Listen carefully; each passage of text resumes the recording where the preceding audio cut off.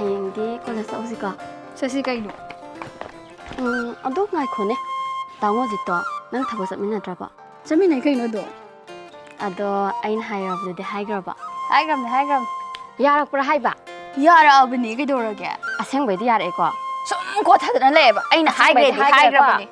Asengbaidi haigre ko. Haigre haba. Laom just law. Kaino khangdi. Sum hangre me.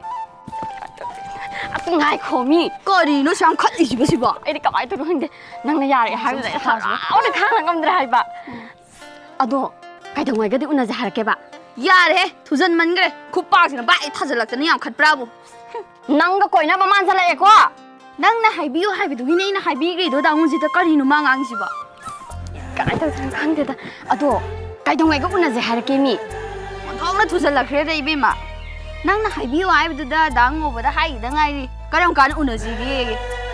Amal labai duni. Nanga koina ba manjala ko. Koino ingon nong tawsi sina. Chan tawri. Chasilamta nangna haibiyo haibidu da nei na haigrise. Oh ga ingon nong onsale ne.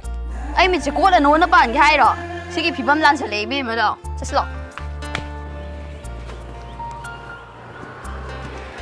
Nang sina ne. Noi ma sena tum haina jai har sida ai dum sena ai je kai gi no ba. Kai khang hai khone. Hatak se ai je kai tok toy bo. Koi dawri ba nang dia. Ai ma sak to. Adu ura din. Khang da ai je kai no tawra hai ba nang bu. Koi dawri ba nang dia. Mai ma sak to uda din na.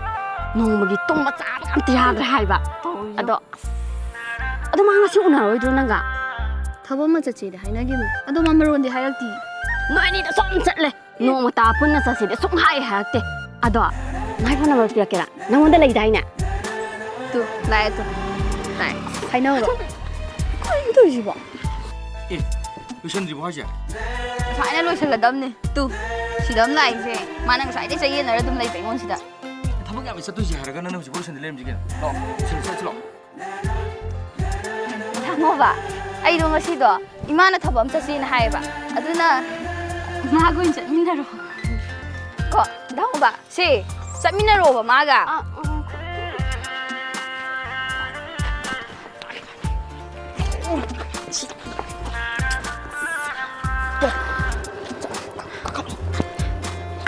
bini ngan dai ne ngon da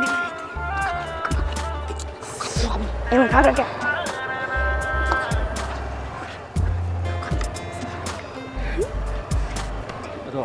Ai hoen ko le tora ge ko. taro. Chalungi ko. Chatminaro fasan chatminaro. Baba.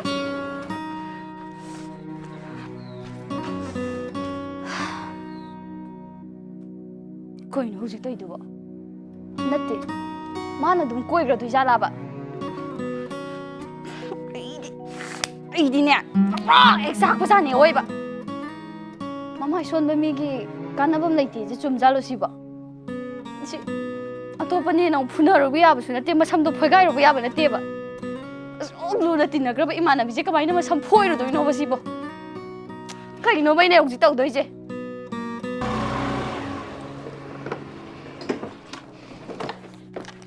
Ngantoi. Tare. Koi do ri ta ngo ba tau ri na. Nang ngunda tra nang thapok sa habido. Nang man na mana bi du sin de ge no ba. Nang thadal ubra na. Kari no si bo. Imana bi uda samina bi de kai dawe. Ai do ima ga thabam chani na hai. Ma du thapok hai brai ba. Ma do hai tra su ngasi bo gi di oina tangai phadana dango bana takpi raga tawmina ba yai dana. Ai do ima ga khangdi. Ai khangdi. Ado hayeng do ngata lu salamo. Ai chalage. Hoi. Dango ba. Ado kaino bo. Kaino me. Imana bi do ima. Kana ni mana bi de. Masagi yam haita bidura ba. Nate. Ado hayeng thabak se se na hai bi do. Ma ga chatmina re ji akhoy ko. Khangdi. Mana kari marngi no. Chatmina se kai daurage. Dango ba ji ta dro si ba. Dango ba. Ai di khangde ko hayeng imana bi do porani akhoy bulap chatmina ga dam ne ai sini. Mina ngang ba se ba kem ta ba na te ba. Ra na tra sendra na. Ita noi be ngang ga dram ne. Karaga nung shiro ba sida. Hayeng do. Mama la kai rong gi salu se ko. Hoi. Ado moi rong gi na mi do tai ba ngang mo sakko da. Ado ai ko. Kaino. Koino, Peshagong Putoridan Kadorage. Si paisalo. Yarni he, Kai Pishano. Mana sing late have do. Sina wal, sin si paisa tro wal do. Si paisalo ai ai ngon kai pi nang ja. Si paisalo hai bane. Naoba doina teba, Yarni ba. Paisalo hai ba. Ai Yarni ba. Si paisalo. As mi na nganga. Ima do sing late have bane. Adun tro ga siloi ma da phajana ba. Ai chalu gi ge. Ado ngoksan no. Aine nangi dam to war si kai dam to nang khangbra. Khangbra ba. Khongde. Adu maram dai ni. Ngoksan ba yaro ko. Sem da sem di ne. Am khong dai sem dai ba. Ai chale. Koi mo hai.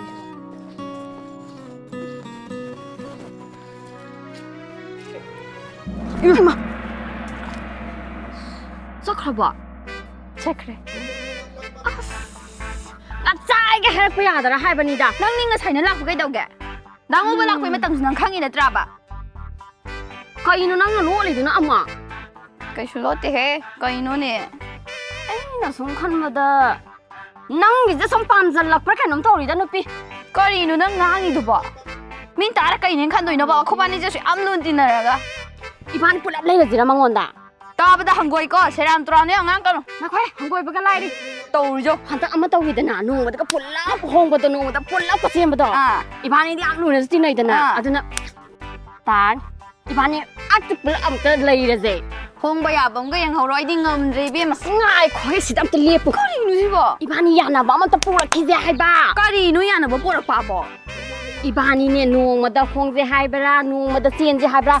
Amok ta di Tana yana gi je mi nang na tom da lai ge hai bara na tra ga aingon da pira ge hai bara hai ram mo hai ba. Nang si kok se lai te gi pa le ra. Ha. Aingon da hari ya dra ba. Aingon na thauna phari ba nupa na pa mi ba. Nang si na kok se. Khanda ba ke ngam dra ba na. Tang ha ko se. Nupa na pa mi ba tawri jo. Mana taw. Si kok se nang haing mau ga mai oi doi no ba. Nupa su pa mi sakta si ga tawri jo. Natti nupa da ko nang ga chom ngam dai nim ta buk cha min na da na unna dam tha buk cha min na da lai ai na son dai ngo to. Adu kanna na koi no ba nupa ja ai ai prok prok chai ko yam thajarak tri ko nang ja. Tango ba yun sa siraw siya. Asing mu ta chai ro. Chatlo nang chatlo ro. Sa se zo hai adu ko chatlo ye kanna ga chatlo hai no. Ai na hai di nang na nupa pa me nupa do nuksire. Adu ga ai ji som chayen na raga che na raga lei ji kari no ba. Nang ba la duk lu tinai da di che na ta ni ni nang bo ai ga tinara di nang ma da hai na gi dro mi. Si ji di ba ko. Thok pa ni nang he. ga lo ngam dai nim ta loi na lai adu di nang ga khara loi nai na. Nang ga khara Nang su din na sallo haujallo. Nupa do pa ma di na irang do haujallo. Kamai na haujan doi ne. Lem bi na sari pa lem dri ba. Kamai haujan ga ba na ba la haujan je. Ai wona tawri je. Si ga sama na dum tok sallo. Nang din no pi ni ne ama du di no pa ne hai ba. No pa da kamai haujan doi no. Nang na pa mi do di tango ba ni da na. Ai di na te da na. Ai wona hai ra ga ya ga dro mi do bo. Kari na khara lu na tinai na thabak thok ka da taw ni oi de da si jo. Nang bo sing bai tango ba je nung sira ba ba. Khangda hai ba. Mai ma sak toi u ba ga ne. Sai de khangda da. Na hai ba. Hoi ne tango ba je nang na sum na nung si ba do ya re ba. Adu na te na sa je khap pa chong mam yaw ri ba yam khatsan na ba ja ta. Yeng ba dang wai nang i bi ma. Kamai taw no.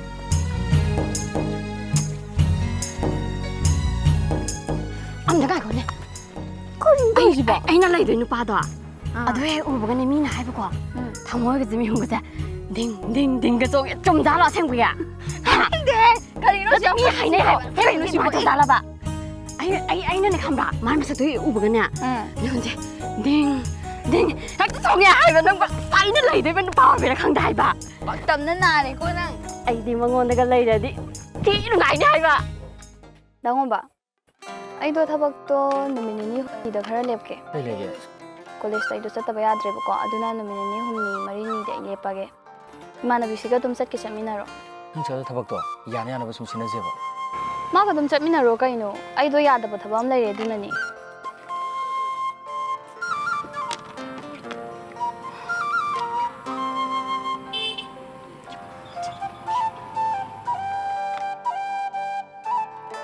Dango ba do di ai pa am phau lai ji ko.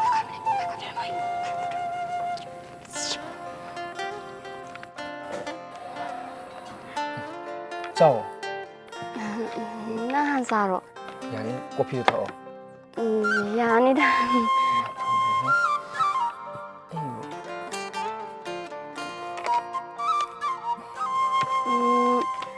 너희게 너희 타박두다 아이 락바지 아이 하이나다보금 이양 양노 한다보고 암 떠보 말이다. 떠우다. 얼마나 칸누다. 난 카이데 누피 고이게. 누피 고이데. 이바니 고이나제 야바. 아. 아이디 누피 고이데미나 사이나디다. 난 누피 고이다브라바. 아이 고이데. 까디 누피노다. 나사 이파파자게 누피 고이데가 아이나 야만데보. 만 토이도 뭐 라디 파도 떠오르지. 자다브라 하이가. 아도 아이디 누피 고이 하이데바. 이스 카이도 보이 하이나로이두노 누피 고이바부 마톰나 숨 하이자라다바네. 지금 누피 고이 하이디. 시사살로. 코피도 살로. 다다 한터. khongdamba tau 안 토해. 아이 잘라먹기. kayino aisibo 아이 야드레 해봐. kayino yadribo 아이 야드레 잘라먹기 해봐. kayino yadribo 안 토해. 아이 야드레 해봐. kayino yadri 가만 내는 줘. na 야드레 해가. 가이마다 집어. kayino matoisibo namoba 나자 집어 가이. kayino eba kayino matoisibo 집어. kaydoramno sibo 빠양 톡대 아시는 빠데. 아이디 빡빡빡 자야 집어는 빠니. 누피 마라미 해라이다. asibo namaga soisalo không có 가이마다 집어. yarelo lakona no 집어는 빠니. 야 뭐야 봐. 마사지. 빠니. 사이도. 아이는 빠라합니다. yare ako mani sigi no kodi jawra chai jawra choiraro 아소노시나마 누빠무나 도부 농파도 떼이자로 사톡자로 가셔라게. ado nanga sai kake wai sanahora 이베마 다이렉 나이나 망원도 능시 하자 강아브라. direct hai bro 아두고 누빠니 까이로 빠라이 마폭 자그러고 두고 ngamoy 누빠니 두고 누피나 능시 하라가 ngamoy 누빠라고 두고 ado 까이도하게 namani sigi anabudi amta puraktar bro aisa 마나 낭 빠미라 낭나 마 빠미라 마디 소이들 taning de karino tabada hin ai ai 생방이고 마나 낭 빠미라 낭나 마 빠미라 마디 소이들 소이들 나사이 낭 도키도 뭐 나티 에이 마나다 쪽 파자고 누피 에이 한 밤이지 뭐 옌악티네 해다 낭도 가이 차카라 nga thôi 가이 차카라기 oi kieng bro 소이들 너희 아니 거이나 브라 그런다 소 거이나 마담이고 소 거이나 마담니 yang ai khoni dawn nang sai prap chakri du kai hino ba 스카드는 능 착하간다. 아무도 내가 그이는 빠이질래. 마이 몽도 우드네. 나만 또 떠니가 하. 그이는 많은 소리지나. 그이는 하버네. dugina ba nang yadre 마이 몽도 숨 떡슬라거든. 아이고 나 하이나데번 뽑아 봐. 아두기니 해 봐.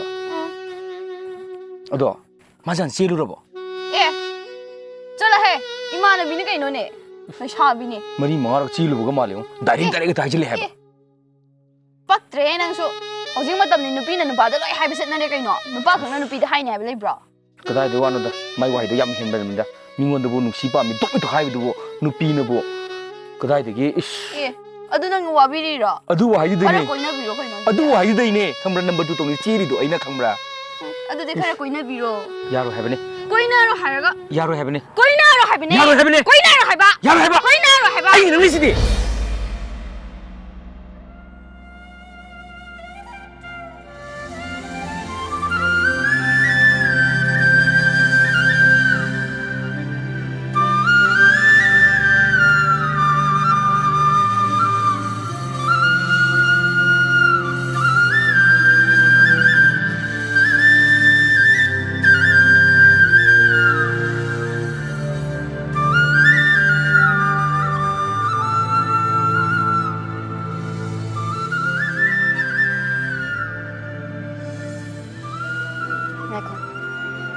낭부 너희 아니 거이나 대다이네. 아이는 ngasi 소파 이까베 낭이제. 너희 아니 거이나 하라마가 뭐 아이는 온데 길이 이타 옮기더라. 이까베지 낭 옮기더라. 낭나 이건데 타모이 생나 이반이 강내 거이네 하이바 마탐다 아이 nangonda 셈비요 하이비요는 기리기리 딱히더라봐 나한테 안나 봉선 셈비도 까이기노 나 이거는 라는 요거는. 그리기 라는 로바 너희 니가 살 사는 허이도 아이 로이 따자니 강아브라 아이고 그야를 셀루라기 예 karam nupa no habani da lai sabi ama dabu kayarak сел루라기 habasibu karam nupa amna haigi habani da karam pa khangam na haina geba aduna tangobagi warinidana. Aina de ai imanabini, cheluba na tele sabini khoni. Ai dum hairidana. saklu na tinarakba imanabi amana mamanabigi amana nungsijaba nupa amabu khangnaram lona unaramba matamda karamba thamoina hara na nokla yenga laidoino Ima khangna benati. yare khange nangju na bukse sepa nupine Yare, ai su tagi na tawne. Pi ngai le tinara ko imanabini khalagane. Ai su wam ta ngang ta bida leibane. achong nungsina achong pi ingai dagi san saraga chatlingai dagi loinarali ba tinarali ba imanabi mangna aina nuksi pamena haiba nupa daga lona thumna wari sanara maga unara maga bu karamba thamoi sina yenga harauna laidoino Nana khanda wa khanduna loi sumadro. Ai su hairidana. Ai ga khangna banate na. Asu pi ngai de genu sidana loinara aga nang nai ngoda khali wa khase gai. yare loi ma yare nana ngani da tai ngakene Namo ga sai sana ba wari ta hawe dai ne.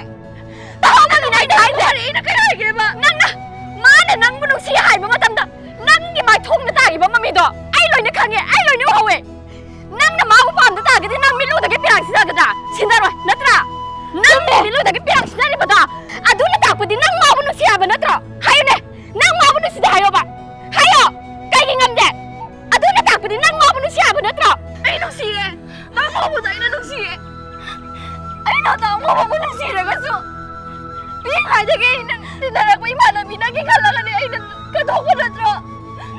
Ai na ta mo no si re ga su ai na ke dai ba kam na tro. Ai na ka ge khala ai na ke ta yo gi ta o ga ge o ta bis na ai si no kai ba ta mar bro noi.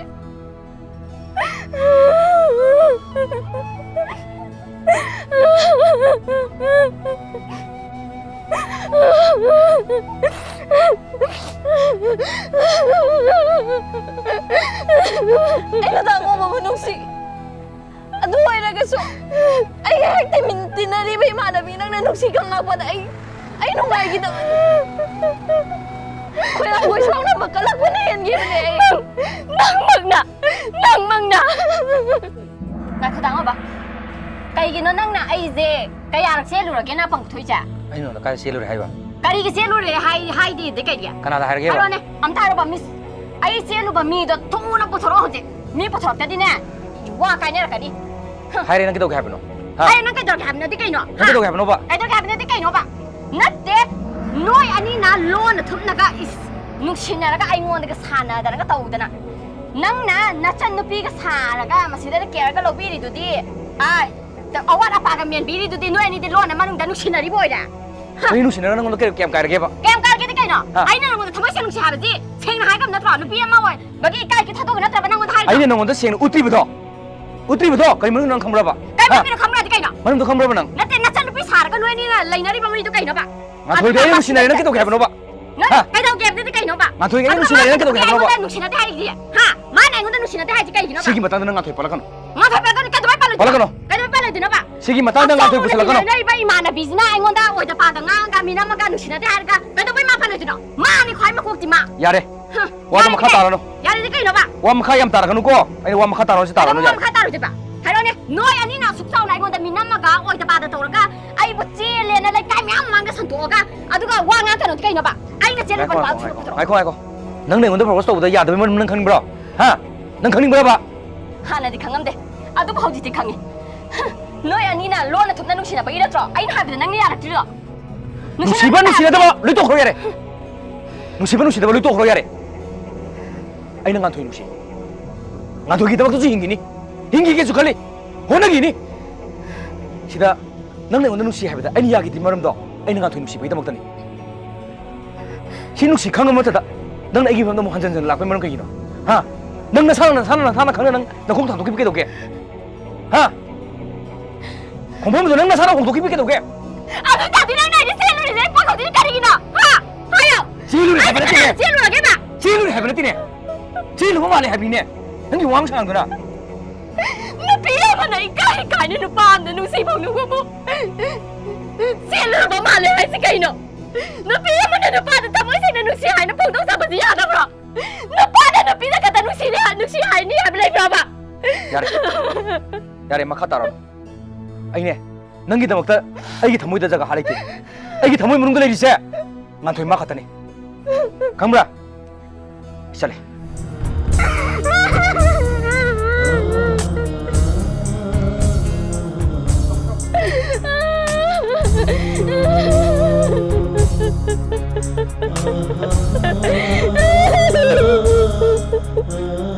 나무바 너가 시하이바 누비시다기네 마팜시다 뭐하나 라가노 아로이 뭐예요 마시나수 라카니 살로 놈이 눈 띄고 댕기 라카니 마옥사금 눈 띄기 타박 잡인다 그니 그니 까리기 타봐 너 시하이바 누비시나 코바니기 아로이바 노이라바니 난 도해 아이 너무 누시해 까리 아두곰마 아두 똑같아봐 넌 니가 진도 먹다게 아두곰마 와이 동라까지 해비제 아이 수건 갈로다바니 누가 너 이제 너 많이 와 있다고 불어 나는 한 개에게 mateng pangbiyu mo nanti ko siya magkakatagiro 부어 짜요 마모 아두 아이게 더모 눈들 입은 누시면서 난 가겠네 ay daming kili 아이 너무 누시해 mo makayam ta no tamo ba salo chắc chắn là cái vấn đề 잘 rồi chúng ta 잘 rồi 리비브 공범죄 좋아 아이 너무 누시해 daming kili salo